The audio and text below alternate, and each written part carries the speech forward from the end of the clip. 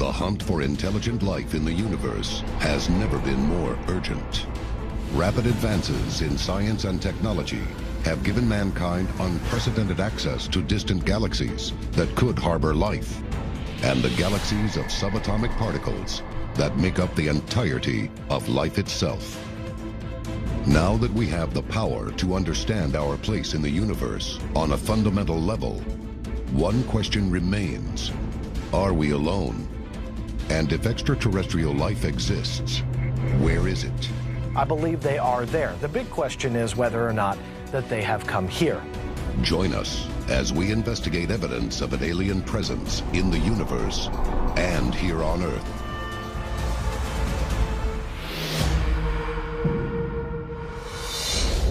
A global effort has begun.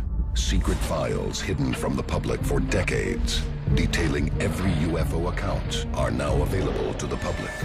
We are about to uncover the truth behind these classified documents. Find out what the government doesn't want you to know. Unsealed. Alien Files. Exposing the biggest secret on planet Earth. Scientists around the world are hunting the universe for signs of intelligent life. But where are they looking? And why? If there's other life out there in the universe, which I'm sure there is, it's only a matter of time before we find them. Basically, this is going to happen one of two ways. Either they'll come to us and it will be beyond any dispute. There will be sort of landing on the White House lawn, spaceships in orbit over all major cities, whatever form it takes. Or, if it doesn't happen that way, we'll go out and find them. When we look at the stars for life or intelligent life that is budded on another planet, we look, number one, for Earth-like planets. And what we've realized in the last couple of decades is that nearly every star in the sky probably has a string of planets very much like our solar system. So you would look for a rocky inner planet, and this is the critical thing. It should be probably in the so-called Goldilocks zone, which is that part of a solar system where the temperature would be neither too hot nor too cold, and where water, this is the critical thing, would be able to exist in liquid form. I believe that by the sheer numbers alone, the odds of another civilization being out there are pretty astronomical. It's only a matter of time before we find kind of Earth 2, so to speak. And recent studies suggesting there might not be hundreds or thousands, but millions or even billions of worlds like our own out there, billions of Earths, suggests to me that the universe should be absolutely swarming with life. It's one thing to look for simple organisms, but how can scientists search for advanced extraterrestrial civilizations? Many scientists are looking at the phenomenon known as a black hole, a vortex where a huge amount of matter has collapsed in on itself, creating such an extreme force of gravity that nothing can escape it, not even light. Some of the people who say, where do we look, say the real smart civilizations will migrate to near the black hole. So if you look for the black hole, that's where you might find aliens. Not in it, but close enough to it to mine somehow the energy. Using a black hole as fuel is far beyond our technological capability. But there is another more prevalent type of universal energy, much closer to home. Unsealed case file. The Sun. March 12, 2012. NASA's Solar Dynamics Observatory captures stunning pictures of a giant orb that appears to be detaching from the surface of the Sun and shooting out into space. A lot speculate this is an alien spaceship, that this is something that's using our sun to power their ship like a gas station. Stop, fill up, and away they go. NASA claims the object is a little understood phenomenon called a prominence, and how they arise on the surface of the Sun makes them appear otherworldly. One of the biggest problems I have with this discovery is the sheer size of what this phenomena is. When you compare the size of Earth to the Sun, You're talking about a very small dot, maybe even a marble compared to this gigantic sun, this star that gives us life here on Earth. When you look at this video and you see the sun, this object is a considerable size. This would have to be the size of multiple Earths all put together. Even NASA say they don't really understand what these filaments would be. So I think what this tells us is whatever we think this thing is, alien spaceship or natural phenomenon, it tells us that the universe has some big surprises in store for us, and that everything we think we know, we may have to rethink and learn a whole new physics. Coming up, we visit one of Earth's closest planetary neighbors and investigate why many consider it to be alien territory. This is Unsealed, Alien Files. Welcome back to Unsealed Alien Files.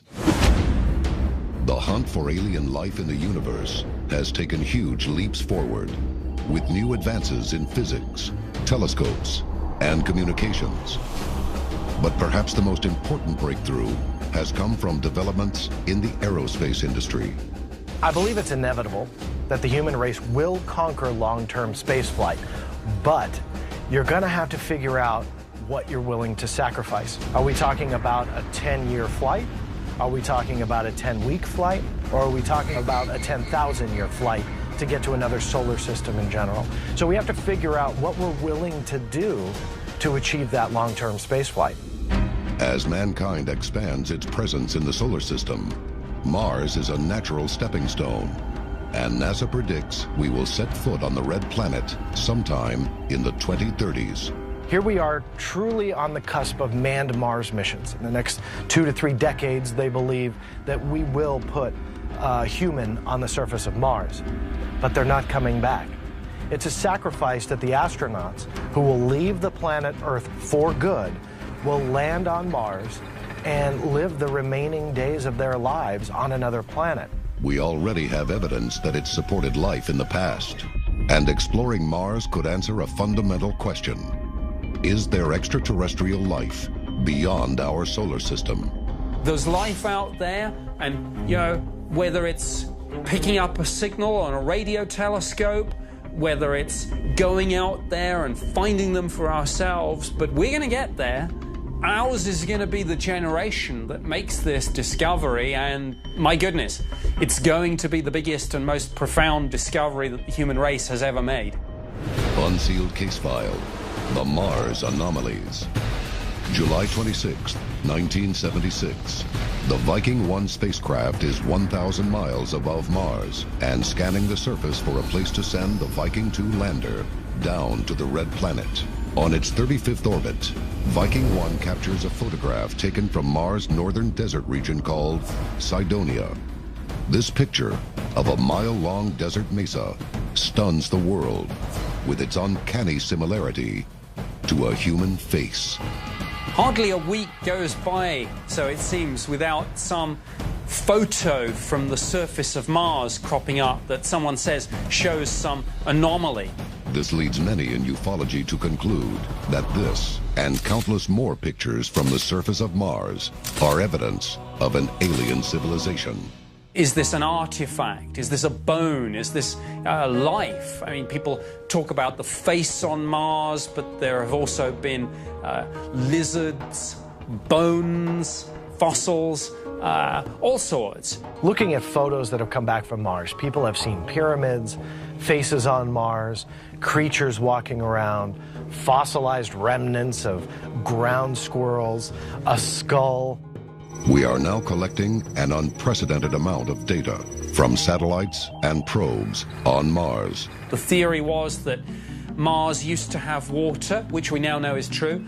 Perhaps there was a civilization there, but it was dying. And it was building these canals to try and irrigate their crops, to try and desperately cling to life. But what does the Red Planet have to offer mankind now? Scientists believe Mars may be our best option if humanity needs to start again. Our first view was that we would probably set up some sort of colony under a dome. in which we would have an atmosphere like our own. But now the thinking is, why build a dome and have ourselves so limited and so vulnerable, when actually the best way to go forward would be to change Mars so that we terraform it into something where we wouldn't need a dome or a spacesuit, where we could just walk around and breathe the atmosphere. NASA has studied how Mars could be terraformed using our current technology and suggests that it's complicated but possible. The process would begin by releasing greenhouse gases into the Mars atmosphere. The effect would be to raise the planet's surface temperature to a livable level, melt polar ice caps to provide water, and plant trees to produce oxygen. We know for a scientific fact that Earth will die. Everybody here on the planet Earth will cease to exist. And so we have to figure out how to get off this planet. Up next, our search for alien life turns to Earth, and a UFO wave in the South Pacific that many ufologists believe may be evidence of time travel.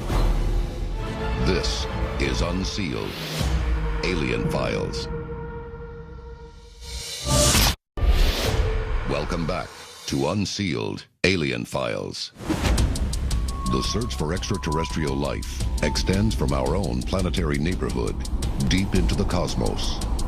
But some scientists believe that to find alien life, we need to rethink our concept of time and look no farther than our own backyard. Unsealed Case File, the Papua New Guinea Wave. June 26th and 27th, 1959. Boyanai, Papua New Guinea. Reverend William Gill is a respected educator and ordained priest, teaching in Papua New Guinea. On the night of June 26th, he and 38 other witnesses see a light descend from the clouds and a large object that he later refers to as a mothership. The mass sightings that took place in Papua New Guinea in 1959 were compelling and actually a little disturbing. The main witness was a missionary called Father Gill, and together with a number of locals, they saw UFOs over a period of several weeks, and there were probably 20, 30, 40, 50 sightings. Reverend Gill describes the UFO as disc-shaped, with a wide base and landing gear.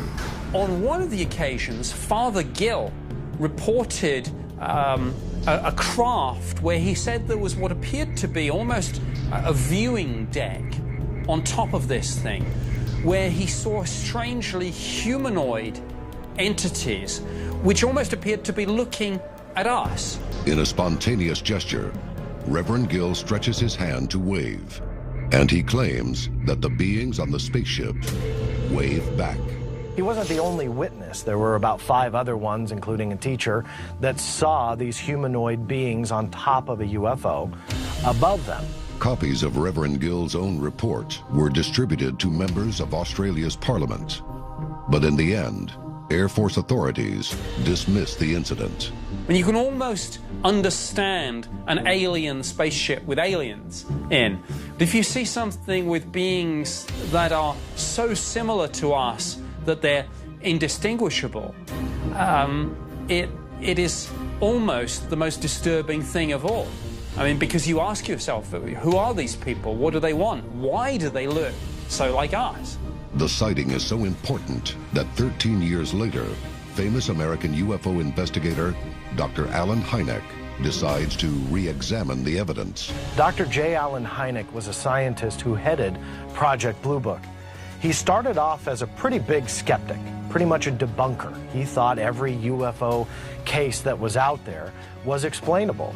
But as he saw more and more, and he talked to more witnesses, and he understood a little bit more about the phenomena, he was a skeptic debunker turned believer. For him to say so many years after the event that this is important, and he flew out there and he interviewed some of the witnesses, this tells me that this was a case of almost unique interest and importance in the whole history of the UFO phenomenon.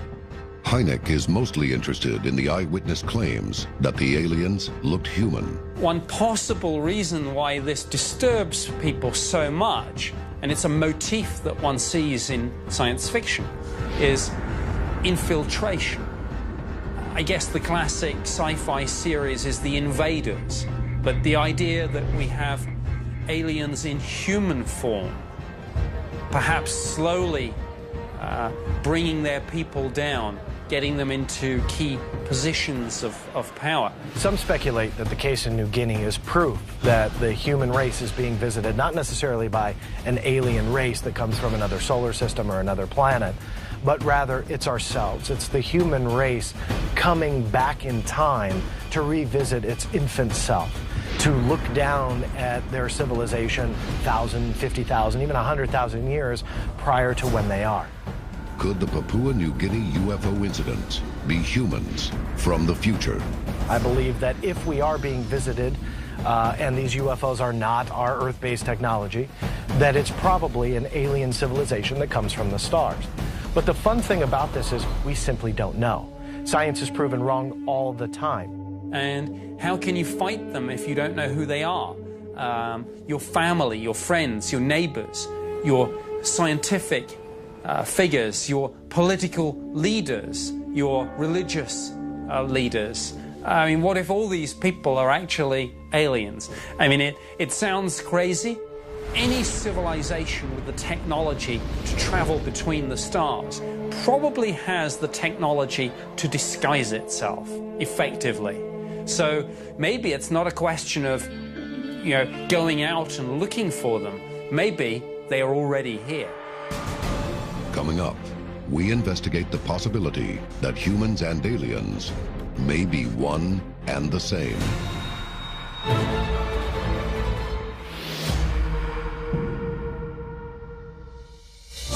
Come back to Unsealed, Alien Files. The time to act is now. Tell us your story.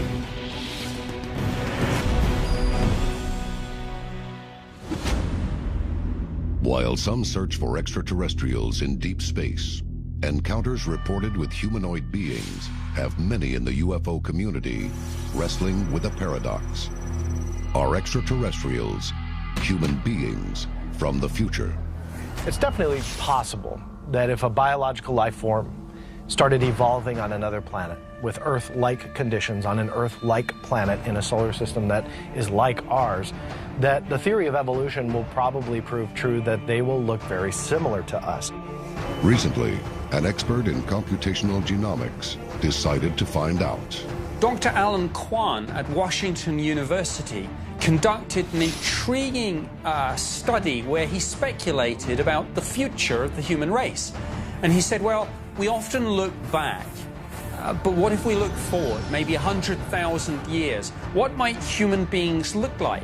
Both a man and a woman, their head was growing in size, so it's much larger than what we look like today. I mean, it's obviously human, and yet it isn't. Many UFO researchers have seen these physical characteristics before. If you go forward not 100,000 years, but 1,000,000, is that image going to actually be the image of a grey alien that would be familiar to every sci-fi fan and ufologist on the face of the planet? And that leads us to a possibility. Are the greys actually not aliens at all, but us? Are the greys what we, human beings, evolve into? Could our genetic makeup be universally connected? Are alien visitors in our skies actually our distant relatives? People often talk about the search for aliens. Well, maybe we've already found them. Maybe they're already here.